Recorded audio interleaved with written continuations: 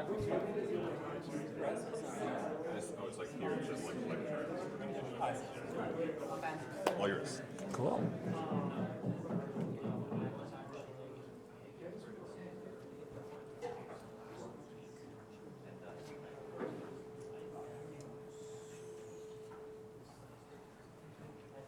All right. Happy to introduce Andrew for the second talk. Please take it away. Oh, thank you. Hi, everyone. Can you hear me okay?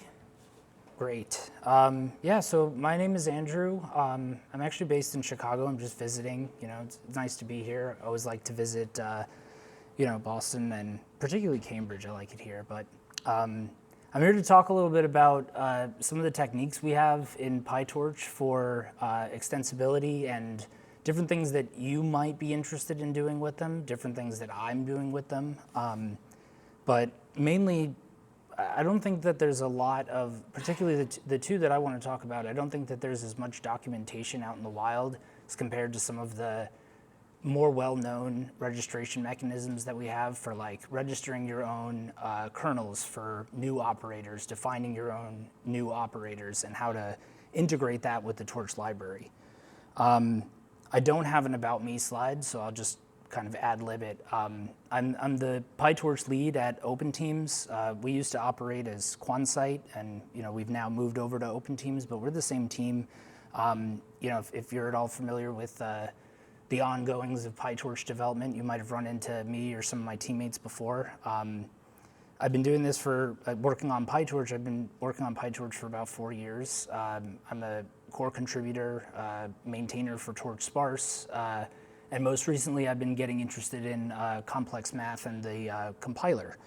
And that's kind of what this talk is about.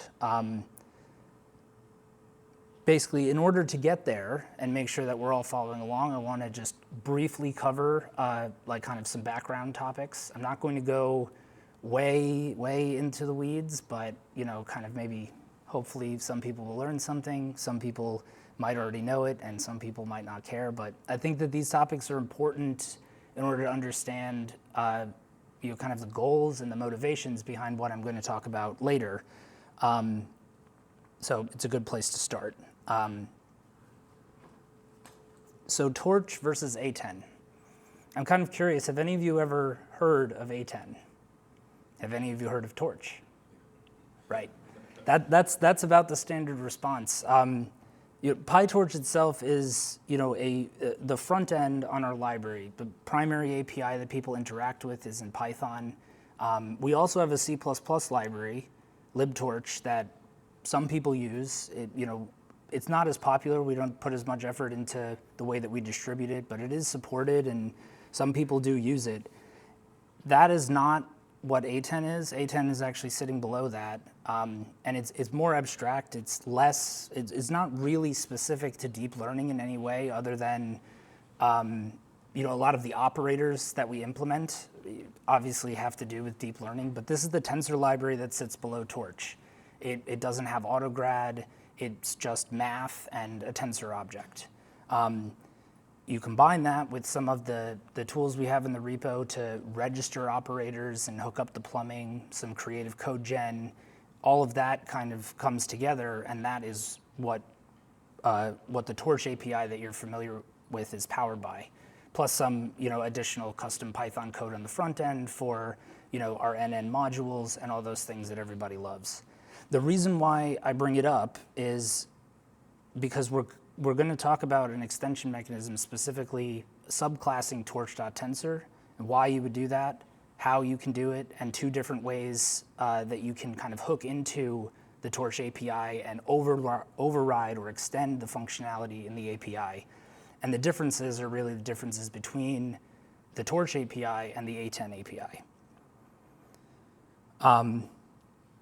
I also want to talk a little bit about dispatch. And now on the left here, I'm talking about what we do on the front end. Like when you call a Torch operator from Python, there is some magic. There is some cases we have actual front end code, so the Python interpreter will do a normal function lookup and execute that Python code the same way you would expect if you wrote that function. In other cases, that doesn't exist, and there's some like custom plumbing going on, but at some point underneath there, you're going to hit our binding layer, where we do things like normalize arguments, put them in boxes, handle like, is that a list of integers? Is it a tuple of integers? We don't really care. We're going to shove it all into the same C++ object because that's where all the information is going anyway. Wrapping and unwrapping Py objects that we know about and that we want to get at what's inside because it's part of the Torch library and we're really just removing this Python handle. And then calling into the dispatcher, which is what I do want to talk about in the next slide or two, which is really a fascinating component of the software. And I'm going to talk about some of the things that are important, but there's lots of stuff that has been written and presented about it. If you're at all interested, I encourage anyone to look at it. This figure on the left is actually from one of those sources, which is one of the PyTorch core devs, Ed Yang, wrote a really nice blog post several years ago about the dispatcher, and he's updated it a few times since then as certain things have fallen out of date. But I like this figure because it gives us a really good visual of what the dispatch table, or maybe it's more correct to say tables, are and what they do. In PyTorch, after we get through all the Python plumbing, and when we get closer to that A10 API, right, there is a differentiation between different classes of functionality and different functionality targets. And what I mean is, when you call an operator, we have here we have A10 mul. That's going to be behind torch.mul, or how we do pointwise multiplication, right? We have overloads for mul, right? Are both arguments tensors? Is one argument a scalar? How do we handle the differences? And eventually, at some point, we're going to plumb down to, are we executing this on a CPU? Are we executing this on a GPU? Are we executing this on some out-of-tree third-party backend that may be registered with the dispatcher, or maybe using this private use dispatch key that we reserve for those types of extension developers to have something to differentiate on? Also, how does AutoGrad actually work, right? Automatic differentiation is a really important part of PyTorch. It's one of the major tools it provides to people who actually practice deep learning and build models, so that they can do backpropagation. And it really all centers around the dispatcher. So when you call a PyTorch operator and you have an argument that requires grad, right? We can set that flag, or sometimes it's set for us just by the context that we're using. We have context managers that can enable this globally by default, or if you're working with modules, parameters will have it turned on automatically by default because we assume that we want to track gradients on weights if the model is in training mode. Essentially, when we pass through the dispatcher, and it's a re-entrant process, but for example, if we have an AutoGrad key active, so if one of our tensors requires grad, then we need to store a pointer to the function that we use to compute gradients, right? We store that on the tensor itself. Passing through the dispatcher with that key active is the point at which we do that, right? So while we're executing, we're building that backwards graph. And this is all, I'm talking about eager execution here. We haven't gotten to the compiler yet. But the dispatcher is actually central to the compiler as well. And I'll touch on that when we talk about the compiler in a little bit of detail. But we have these three different categories of types of registration, right? And they're kind of, that's why I like this graphic. So if something applies just to one key and one operator, right? That's our most specific type of dispatch. That implementation is going to have access to the most information about the operation, right? If it's if this is our computational kernel, it knows how many arguments they are. Basically, this function signature on that call point is pretty much going to match exactly what the most general form of the function signature on the Torch API that you originally called is. But we also have these catch-alls, right? So those apply to an operator, but for lots of different functionality keys. These can handle things like I guess in this category, things like automatic mixed precision, a lot of that's going to be implemented this way, where essentially, based on what the operator is, we know what we want to do in terms of casting types. We don't actually care which backend we're going to or whether we're going to pass through AutoGrad first. We just want to make sure that that automatic casting, upcasting, downcasting happens, and it happens in the right way for the operation that we're doing. And then fallbacks, which span all operations, but a specific key or key set. And I mean, I think the most recognizable example is if you've ever, like for example, if you've ever been using Torch on your Mac and you've called an operator that we didn't have implemented for MPS or like that Apple device, and you got that big error message that shows you all the dispatch keys and what was registered and how we didn't find the one that we were looking for that backend. That is an example of one of these fallbacks that actually prompts that error to be generated. Backend select is implemented with the fallback because this is the functionality key that we use to figure out which device backend needs to be used when we don't have a tensor with a device. So like factory functions, if you call rand and you pass a device keyword argument, that's how we make sure that we actually allocate memory and populate that tensor on the right device.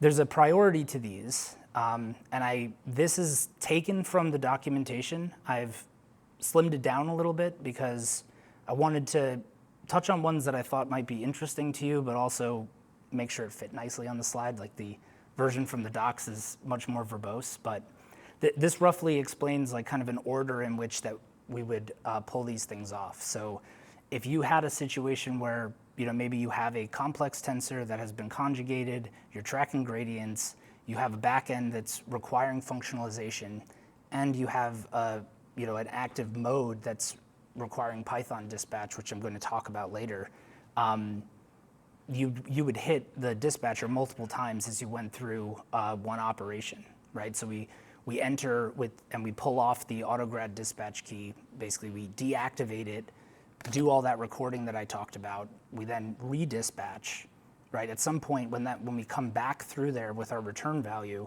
we may also take some of the outputs off of that function and put them in that box with the function pointer so that when we need to backpropagate, we have the information available. That could be something like, for pooling ops, like max pool. The forward method in A10 computes both the maximum for each pool as well as the indices where those maximum values came from, because that's the information that we need to scatter gradients during backpropagation. Yeah. I also mentioned how I wanted to talk a little bit about the compiler, and I promise we're very close to getting back to the point of the talk. We're almost done with the background information, but the Torch compile is, first of all, it's different than torch.jit.script, and if you're interested in that and you have questions about it, I'm really sorry, but I do not know much about it. I have not worked on it. It is not currently actively developed. It's torch.jit.script. Torch compile is not necessarily a replacement for it. If it was, then there might be some conversation about deprecating torch.jit.script, but we have the new compiler, and I specifically, this flowchart here is kind of a map of specifically the front end for Torch compile, which is Torch Dynamo. Essentially, when you wrap your callable, whether that's a module or a function, with torch.compile, right? Placed inside that wrapper, your callable is now, sort of isolated.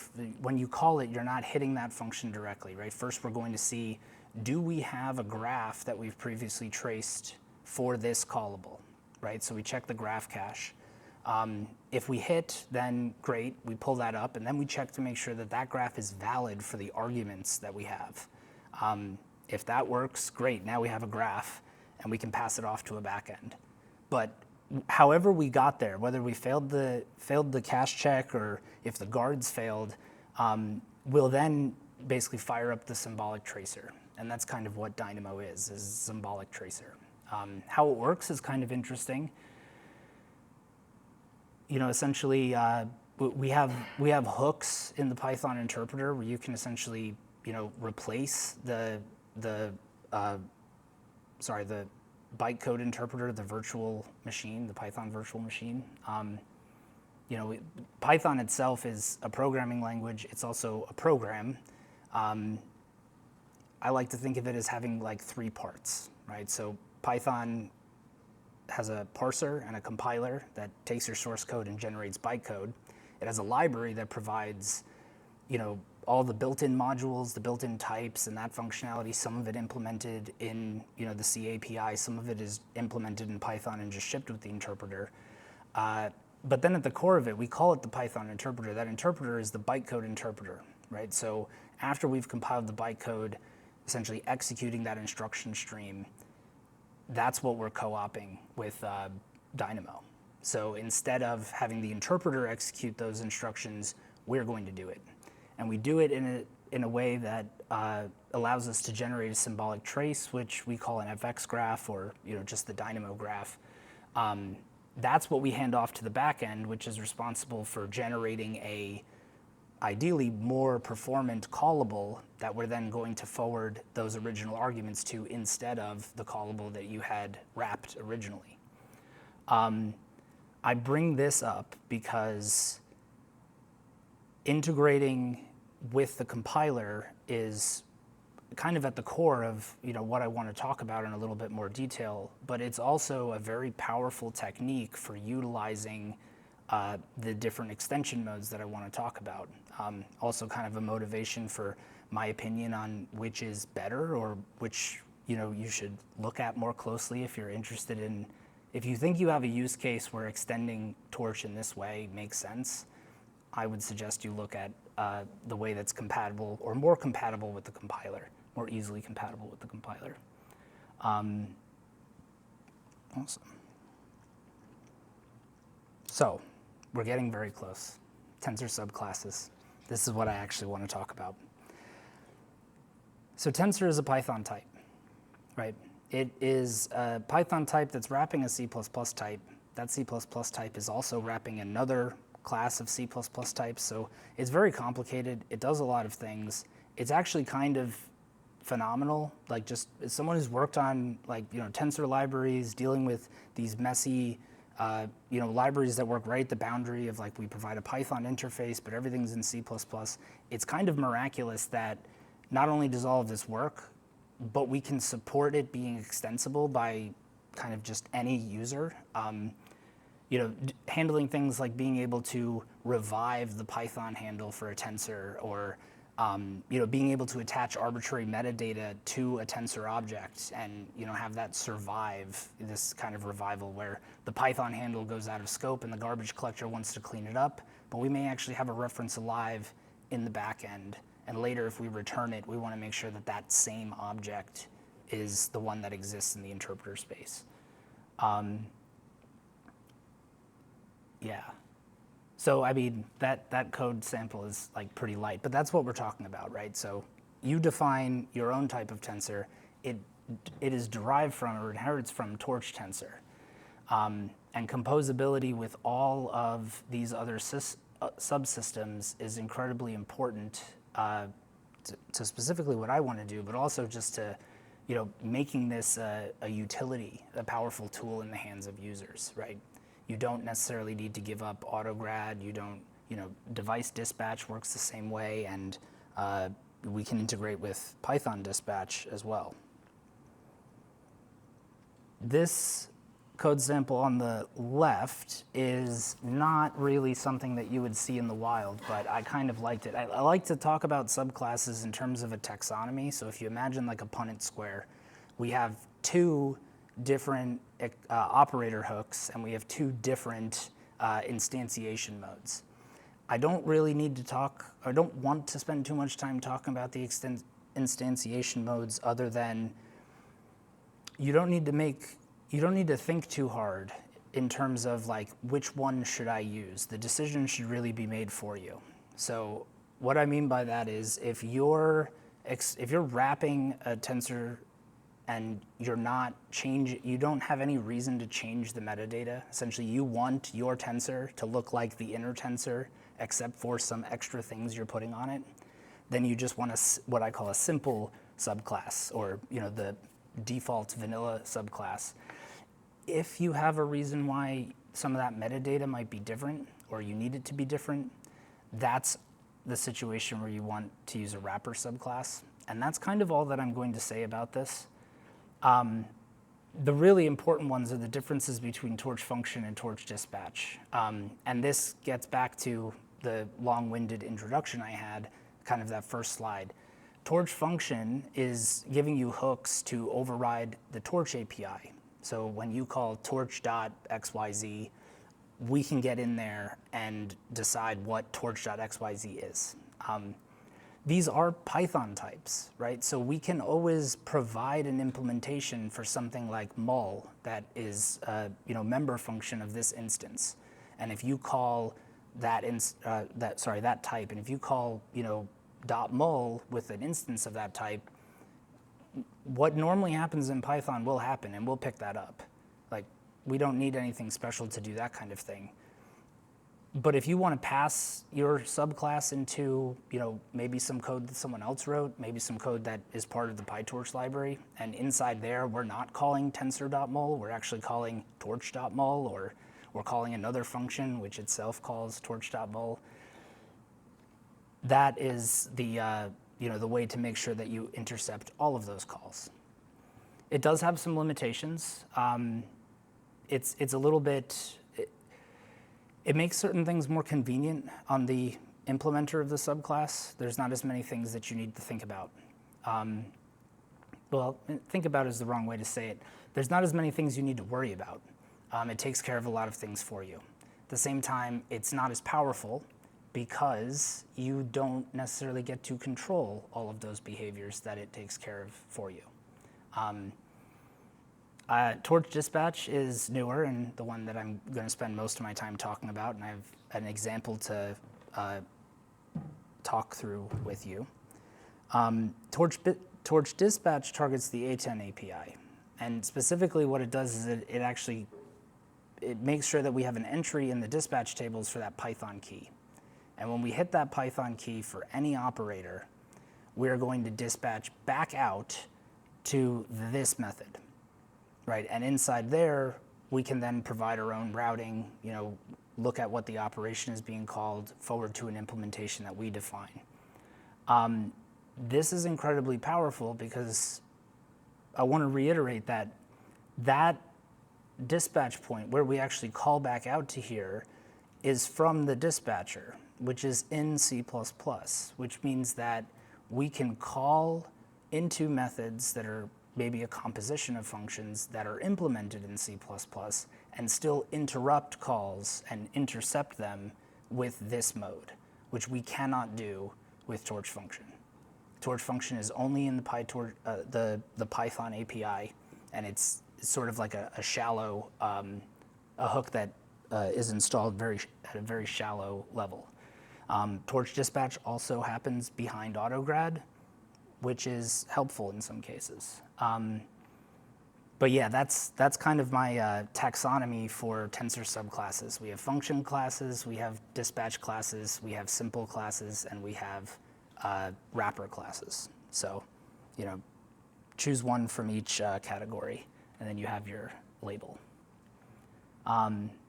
Yeah, I kind of covered some of this, but like as an example of what a lot of torch function subclasses look like is something like this, where this is the full signature for torch function. It's the same for torch dispatch, but what's different is what func actually is. Whether it's torch.function, an object that points to that Python handle, or if it is an A10 operator or operator overload packet.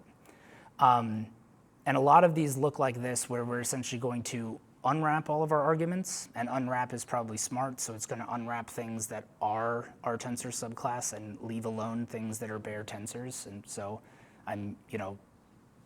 code has to fit on slides, so I'm not being very verbose.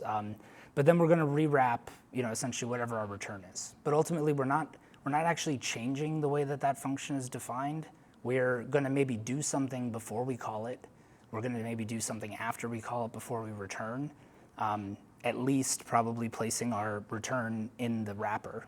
And if, I actually missed that here, we would have to handle whether or not the return is, a singular tensor or tuple. And yeah, like I said, code has to fit on the slide, so, don't come after me.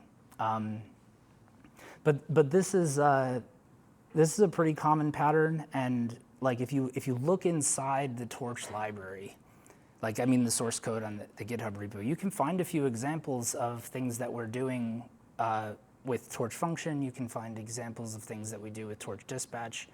There's a lot more interesting cases that are working off of Torch dispatch. Torch function is used in some places. I want to say that fake tensor might be one of the only places that we do it, but that might not be right. So, we could do the search. But yeah, I really want to get into Torch dispatch classes in a specific case that I have to walk through with all of you. I skipped. No, I didn't. Actually, no. Here we are. We have arrived at the point of the talk, I guess you can say. So Torch compile does not properly support complex data types. And I'll explain what I mean by that, because you can definitely pass, you can pass complex arguments to a function that's been wrapped with Torch compile. You'll get a result. You might see a warning. But let's look at what happens with this simple function. Right? We're doing a matrix multiply with A and B. We're going to add, the sign of like the sum of B. And I really wanted to make sure that I just had add in there, but I wanted to make it more interesting than just a, one or two. I guess there's 3 functions here, but the add is important, and we'll see why. But if we pass this arguments with, real data types, up on the left there, I have kind of how I invoke this. This is what we get back. This is the product of the tracing step, right? So this is what we call our FX graph.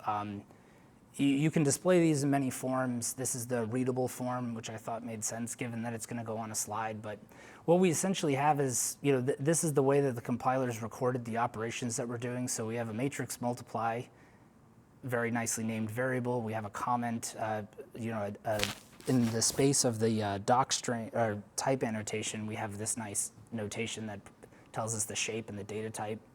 And we just have a sequence of ops here, right? So we take that first argument and the second argument, we're going to do that matrix multiply. We apply that sum to the argument. We apply sign to the result of the sum, and then we add those 2 things together. This is not surprising to me. I don't think it would really be surprising to anyone. It looks almost exactly like the code that we originally had on the last slide. It's just a little bit more verbose. And you can see that we're actually using the A10 handles that we expose in Python, partially for the purposes of what we do with the compiler. If we pass this complex data types, and just to save some time, I've got one complex number. I'm just stitching the 2 reals together. So this looks a lot more complicated. Right? So what is it actually doing? If you look at those first 2 lines, it's kind of the same as where we started, but we have complex data types now, right? And the same thing with the sign operation. But then we sort of enter we have these views being created. Suddenly our data type is real. Then we evaluate our add. We do some more view manipulations and eventually return the result. And this is correct. It is a program that produces the same behavior as our original program. That's what we want the compiler to do. But why does it do all this extra work in the middle, to avoid essentially adding complex numbers together when it was fine doing the matrix multiplication and doing the sum and doing the sign that way? And this is actually just a Band-Aid, right? We have in the backend for Torch compile what we call Torch inductor, which I have not spoken about. We have added support for addition between complex data types. And we do this by essentially splitting them and using the fact that, if you take a complex number, if you take a complex field, Cn, right? There are certain relationships between real fields, R to N, for example. A linear operator like add, that's very simple, right? We can open a view on just the real part, we can open a view on just the imaginary part, we can add those together, and then we can spit the result back out as long as we do the view manipulation to stitch it all back together. And we also have to open up views on the, the output so that we compute the results into the correct places. We only do all that extra work because the backend for Torch Compile knows how to code gen this for that operator specifically. We don't do that for things like matrix multiply, the sum, and the sign because we haven't programmed in all these extra steps in order to avoid what will eventually happen when we go to execute this, which is we're not going to code gen kernels for any of these things. We're simply going to leave that torch.ops.a10.mm.default, right? That's the overload resolved for the operator, and we're going to call that, right? Our graph contains a call to all of these operators, but when we pass this off to the backend, we will generate kernels, we will fuse some of those kernels, they'll be scheduled, and we may get a smaller number of callables, they'll ideally be more efficient. We can't do that if we don't have, if we're not able to code gen for the operator in question, and one of the things that would prevent us from doing that is a complex data type. Now we have two options, right? The problem is Torch Compile does not really support complex data types. So we could, do the same work that someone's done to support add here, right? Where we teach the compiler what are the view relationships it needs to exploit to split this into real and imaginary parts, then what are the properties of each individual operator and how should it alternatively code gen that in terms of real operations on the two parts of the number. That is a lot of work. It's a little bit fragile as well, and it's not necessarily the best way to get the performance we want. And the reason why is let's look right at that first operator, right? Matrix multiplication, if we were to do this same process, it would look exactly like pointwise multiplication with some very minor differences, right? Rather than just being linear where we combine real and real with imaginary and imaginary, we have cross terms, there's some subtraction. It's not a very difficult formula, and it applies to a lot of operations.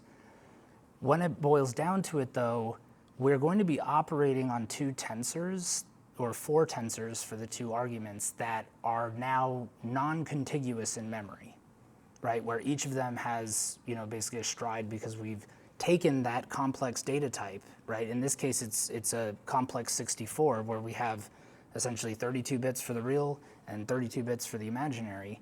So we've viewed that as a 32-bit floating point number with just an extra dimension of size 2 on the end. So we're going to be skipping over all those elements.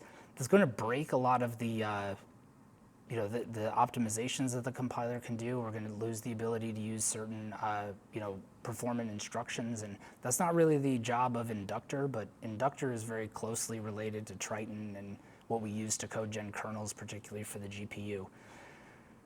Another option to get around this is that we can implement complex arithmetic as a tensor subclass, right? Basically,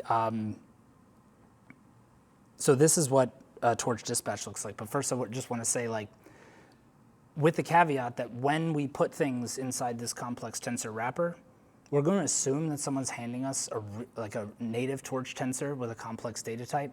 We're going to do that view operation, and then we're going to make sure that each of those individual component tensors are contiguous. There is possibly a bug that I'm still working through. This is very much a work in progress. I thought about this for a while. It was brought up, prioritized, deprioritized. Now we're working on it in earnest. It seems that the wrapper subclass, the way that we expose the stride of the wrapper and whether or not it matches the component tensors can actually cause the compiler to generate kernels which are incorrect. They produce the wrong results. If we simply make everything contiguous, we avoid that. But we want to make sure we do that anyway. So that's not such a major deal. As a developer, I want to know where that bug is, so it's definitely on my to-do list, but it's not necessarily blocking the work that I want to talk about. And this is what I literally copied and pasted this out of code that we have up on GitHub where we're prototyping this. So this is what a quote unquote real Torch function or Torch dispatch implementation would look like. That import is local to avoid some circular dependencies, but essentially we're going to, I'm going to call a method that I've written that just lets us look up the correct implementation that I've defined using my subclass to implement a given operator, right? And if we can't find it, then we're going to raise not implement. We're going to return not implemented, which will signal, it'll signal the dispatcher to try and fall back to something else. But in this case, because my tensor actually has 2 tensors inside of it, it's not really going to be able to do much with it. And what do those implementations look like? Well, it's not really very surprising. Like there's some extra stuff here with making sure that we promote data types on certain, on specifically here the CPU device, because we noticed some unacceptable drifts in the tolerance, of how close to eager mode the results were. But basically, we're going to compute the real and imaginary parts, and then we're going to stick them back in the complex tensor. How does this help us, right? I kind of just described exactly what I was saying that the compiler was doing for us. So why is this different?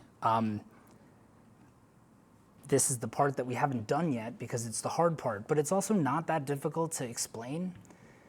If we then take this type, right, and we ship it to users with a future version of PyTorch, I expect we'll be ready to start merging this code into core, by the end of the summer at the latest, maybe the next couple weeks. Now users can use this type directly, right? If you know that you want to do complex math with the compiler, you put those tensors inside the wrapper, right?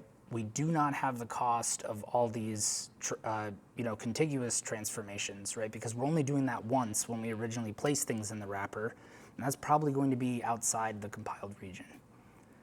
The compiler actually does what we call desugaring, where when we detect that there's a tensor subclass in play, unless it's been specifically marked to be captured in the trace, we're simply just going to remove it. So we let all this dispatch happen. When we're in tracing mode, we're not actually doing computation, but we record what operations have been performed. And our final graph is just going to involve more operations, different operations on more tensors. But we don't have a reference in the graph to our complex tensor type.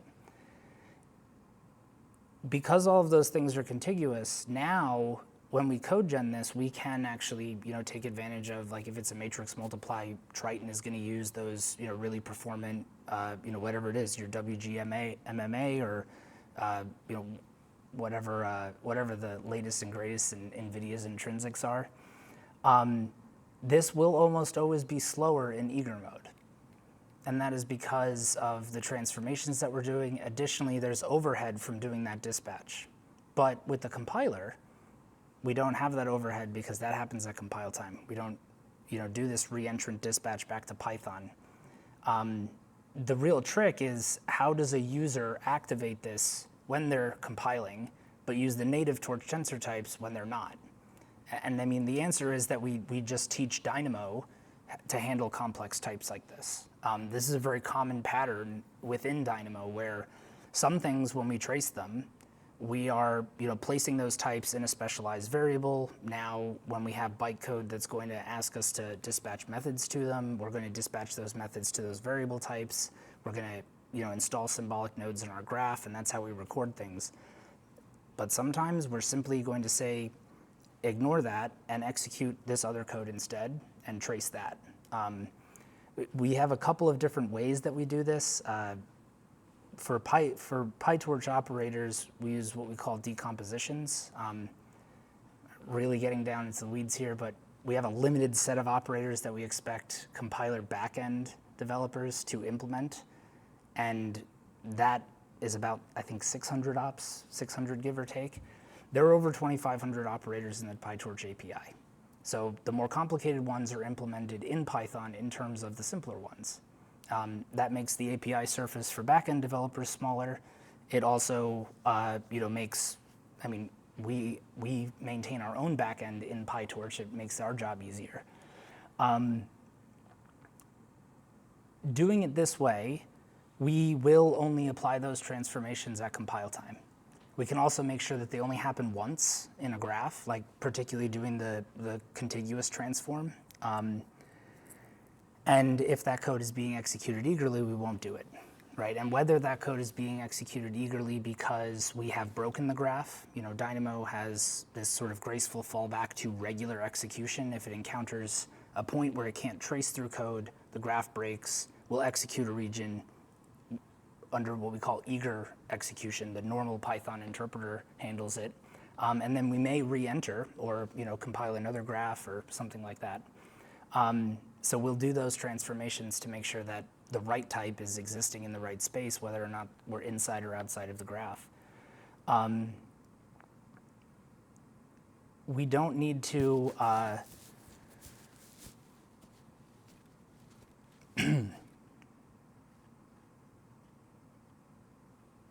that's embarrassing. I kind of forgot what I was going to say.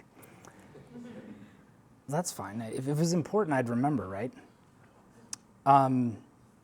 Yeah, I guess that's kind of all I had for right now. I mean, I do have another couple of examples that I could bring up like live, just of interesting things people have done with tensor subtypes. Some of them have to do with the compiler. Some of them actually are basically trying to escape from PyTorch, for lack of a better term. But I wanted to talk a little bit about open teams and like who we are.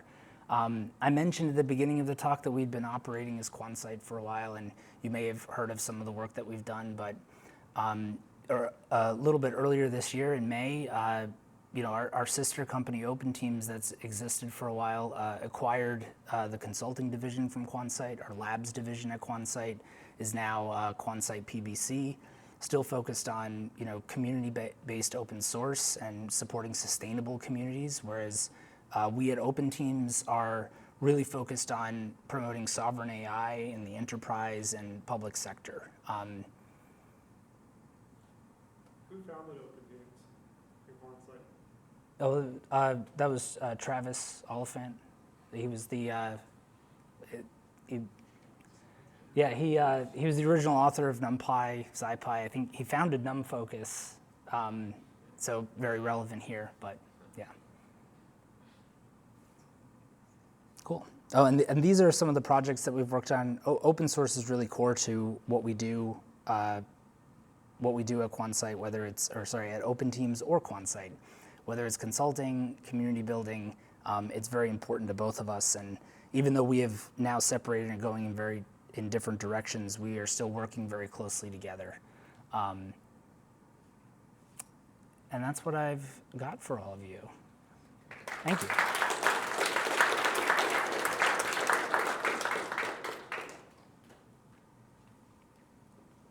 Yeah. So, I have multiple questions, but the first one I think is related to the talk itself. When you talk about, like, in your case, when you define the subclasses for complex types, and you said that you're having a contiguous transform in there. And so, like, your main argument was that if we have a tensor of complex types, it's very inefficient to operate about them because the imaginary and the real part are basically not contiguous if we put views on one or the other. And then I guess if I got it right, like what this subclass does is basically split that apart and transform the data once, so copy the arrays over so that the real part is contiguous and the imaginary part is contiguous. Then we treat both as just normal tensors, basically, and then we just do what we would normally do. Is that how? Not what we normally do, but like we would do normal tensor operations on the real part versus the real part of the other tensor, imaginary part, or call it the combinations of those, depending on which operation we're calling on the complex type. Is that how it works? Yeah, sorry, I want to repeat the question for the recording. It was kind of long, but the question was essentially when I'm talking about how we make the real and imaginary part of a complex type contiguous and then do normal tensor operations on them. You were checking to make sure that I understand. What this customization of the tensor class does, is that what's going on? Did I understand that right? Yeah. I mean, we're not exactly applying the same, like in some cases we are just applying the same operation, right? Like, for example, when we want to do like advanced indexing, right? There's nothing about that that involves, any identities or, relationships that require, linear versus nonlinear. We simply just pass forward the same arguments to the real part and the imaginary part, and then put the, resulting views back in a complex tensor.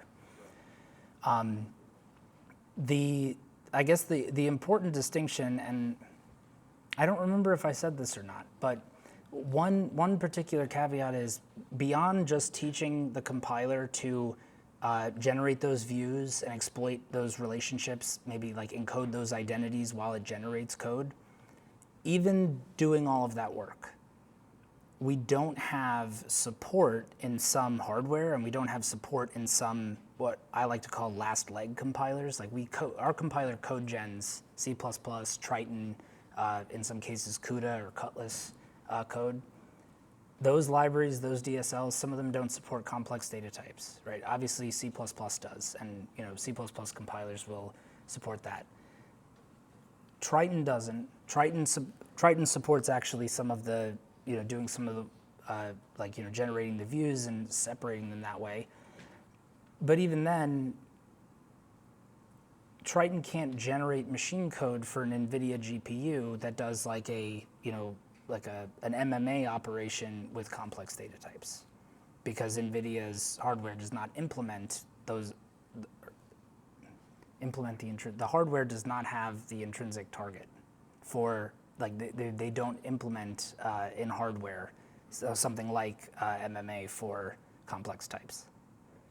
So we're able to take advantage of those features of the hardware by splitting things. We amortize the cost of doing this transformation to make sure that they're contiguous, because it's a one-time cost up front. And after that, we're essentially, just operating on a tensor that is a pair of tensors, but we're pretending that they're not under an umbrella. Like, the compiler is able to let us pretend that they're not under a singular object. Yeah.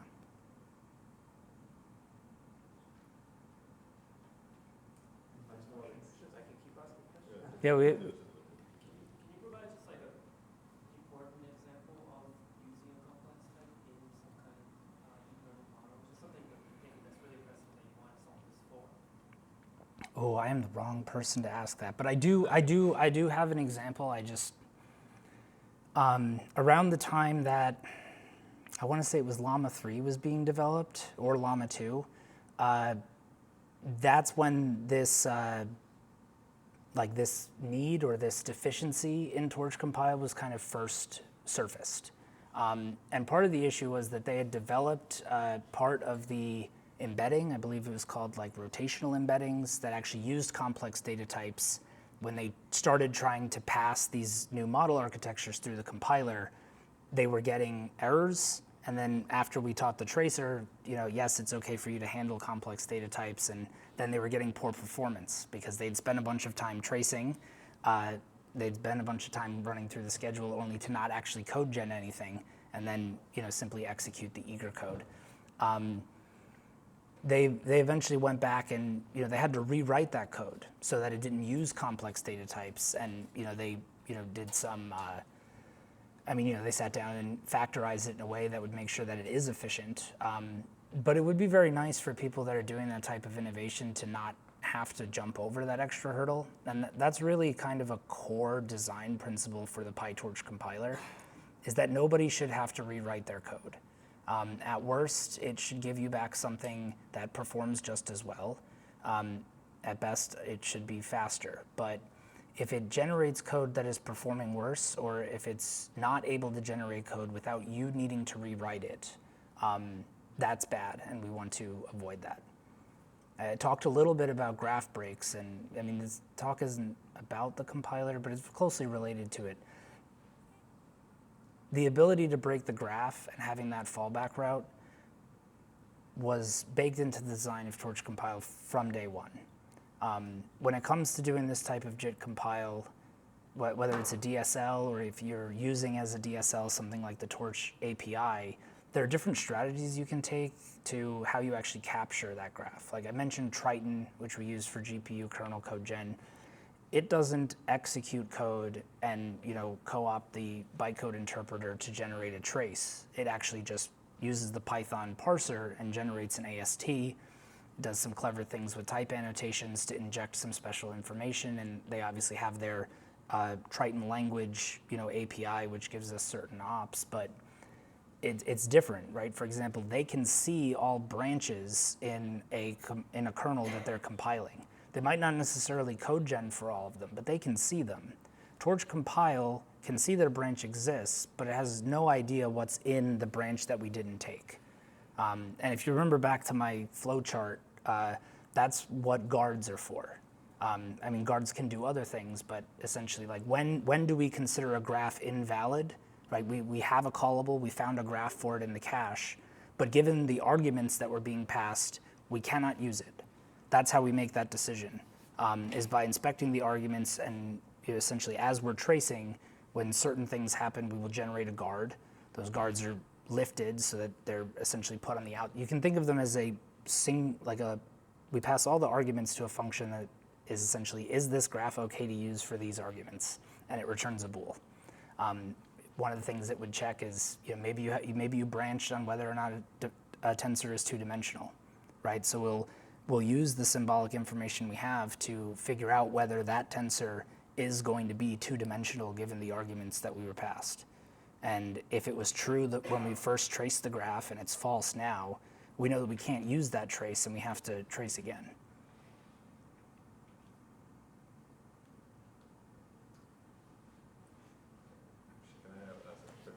Yeah.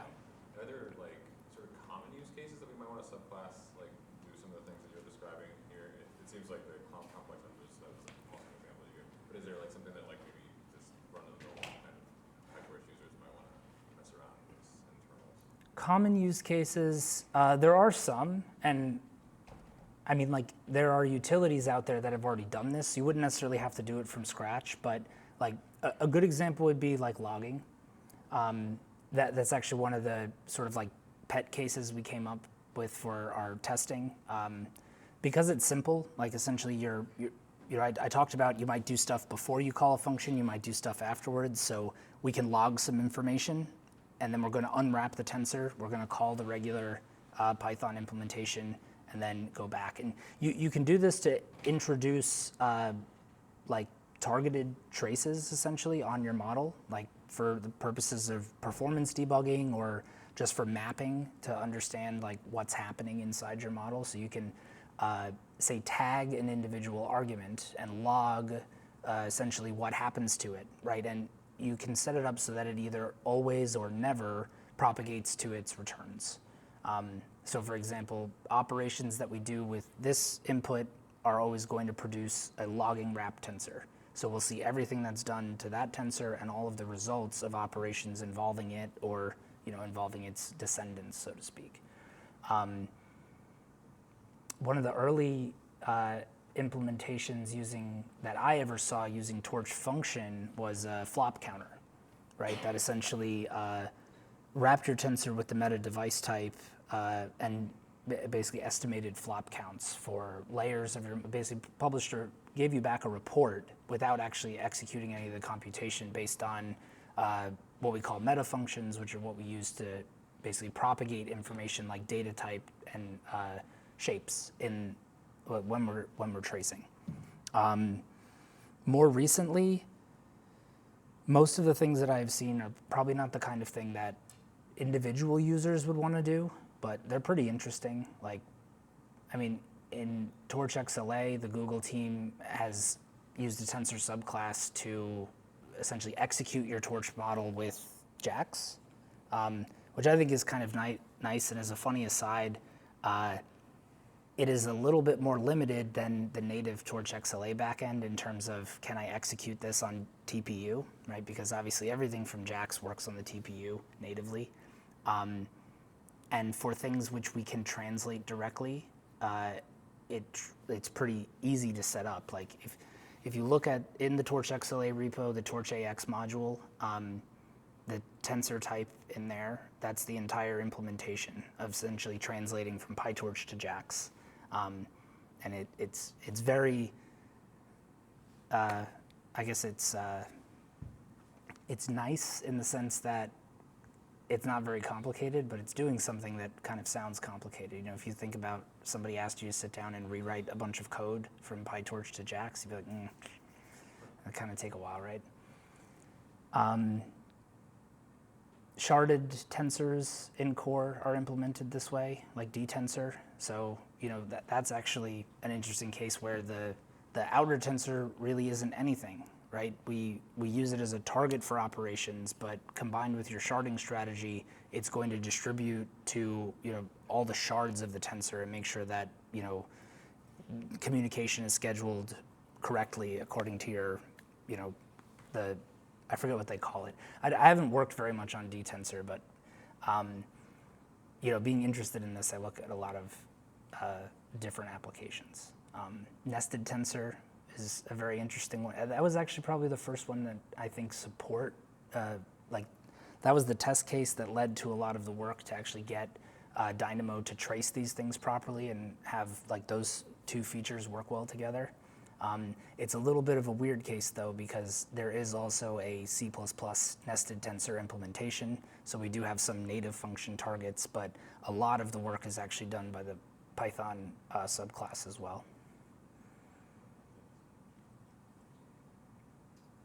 Okay, I think we're over time. But Oh, we are. thank you so much. Sorry about that. Thank you, everyone. Many thanks, Patty and Andrew, for the talks, and many thanks to everyone here for joining us. Hopefully we'll see you at the next event. One more thing, Andrew and Paul brought Open Team stickers with them. They're on a table there in the back. Feel free to grab one, and while you're there, also feel free to grab 1, 2, or more cookies. Thanks everyone for coming. Yeah, thank you. Thank you so much. Oh, yeah. Great. Thank you. Appreciate it. Grab this. Oh, thank you. Hopefully that. I don't want to break it, but there you go. We're good. Yes, thank you so much. All right, so let's